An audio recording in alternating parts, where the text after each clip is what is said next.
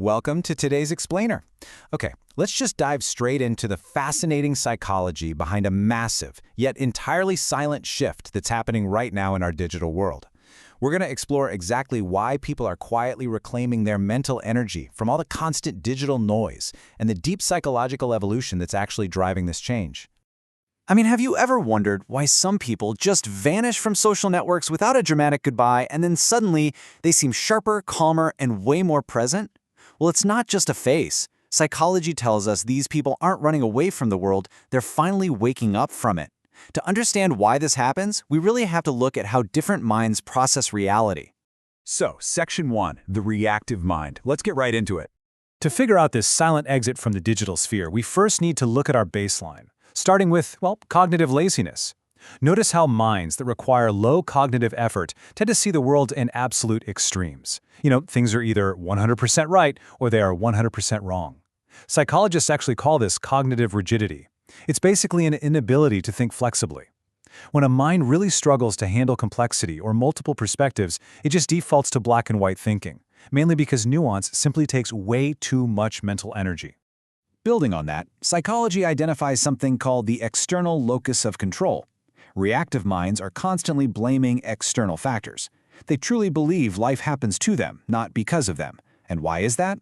Because reasoning, taking responsibility, and finding actual solutions takes cognitive effort that they actively want to avoid. It's just so much easier to blame luck or society than to look inward, right? This lack of deep processing ultimately manifests in a few really low-effort habits. Honestly, we've probably all witnessed this in the absolute chaos of internet comment sections.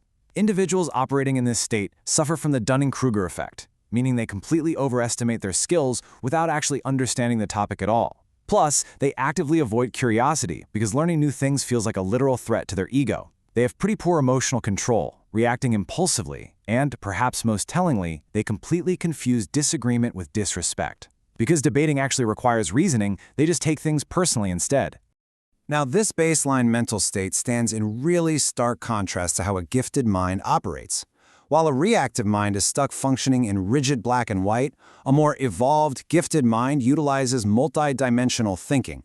In a gifted mind, one thought doesn't just stop and sit there, it instantly leads to 10 others. They pick up things incredibly fast, and they constantly notice the details that everyone else totally misses.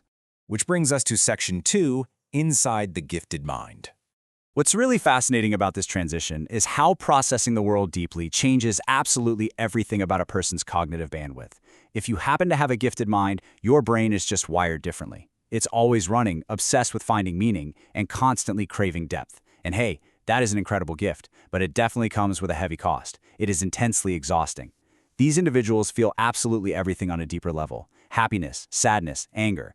They battle this exhausting perfectionism, always holding themselves to impossible standards, and because they crave depth way more than surface-level small talk, they often feel completely misunderstood. Their minds literally never stop analyzing, planning, and imagining. Moving on to Section 3, the digital attention trap. This brings us to the core issue here. What exactly happens when you put a highly active, easily exhausted mind into our super-modern, incredibly noisy digital landscape? Well, eventually, you hit a massive psychological wall. At some point, the likes, the comments, and the follower counts simply stop feeling rewarding. This is known in psychology as hedonic adaptation. Basically, your brain gets completely used to this form of artificial pleasure until it entirely loses its meaning. For these deep thinkers, their self-worth simply outgrows that need for external validation. It's actually a very clear sign of emotional maturity. Social platforms, though, actively condition your mind through a very specific set of steps. It's called variable reward reinforcement, which is essentially the slot machine effect.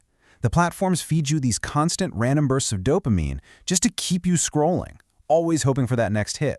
But remember, the human brain has a strictly limited amount of cognitive bandwidth. When every single scroll demands your attention, your focus, your creativity, and ultimately your peace of mind severely suffer, Those who realize this manipulation become hyper-aware of it. They understand that quitting isn't about running away from the world or, throwing some sort of digital tantrum. Instead, quitting becomes an act of deprogramming. It's about finally waking up from a system that is literally designed from the ground up to drain your mental energy. So, let's look at Section 4, reclaiming cognitive bandwidth. Let's explore the psychological awakening that happens when people consciously decide to protect their mental energy and take their power back. Instead of burning their precious bandwidth on constant noise, emotionally mature individuals develop strict boundaries. They start practicing digital minimalism. They suddenly realize that, actually, not everything in life deserves an audience. They begin valuing their own psychological safety way over digital exposure, fully grasping that true peace thrives in privacy. In a world that is completely addicted to oversharing, they find immense power in just embracing mystery. Which perfectly sets up Section 5, from consumption to creation.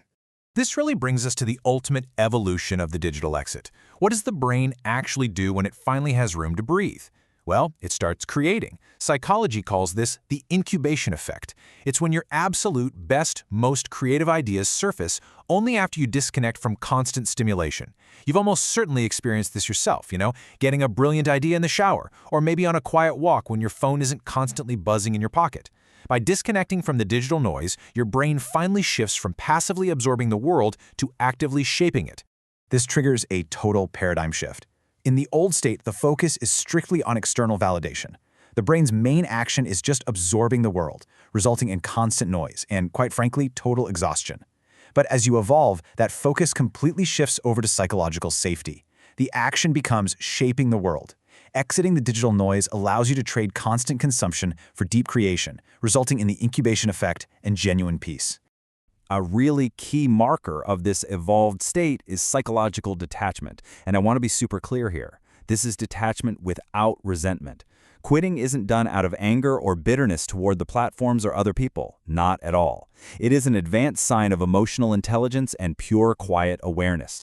Ultimately, stepping away from the screen, reallocating your mental energy, and choosing not to broadcast every single moment isn't a weakness. It is the ultimate sign of psychological growth. As the saying goes, peace truly doesn't require visibility, and silence can absolutely be louder than any story post. So, as we wrap up this deep dive, I'll leave you with a quick question to ponder about your own digital habits. Is your mind craving clarity over chaos and truth over trends?